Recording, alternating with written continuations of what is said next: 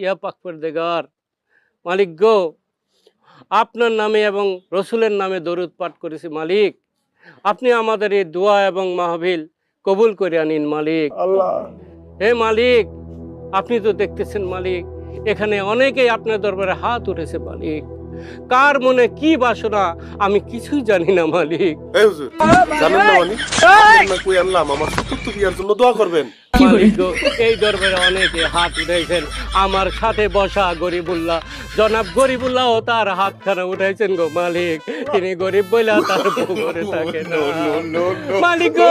ইতিমধ্যে তিনটা বউ তার সংসার ছেড়ে চলে গেছে।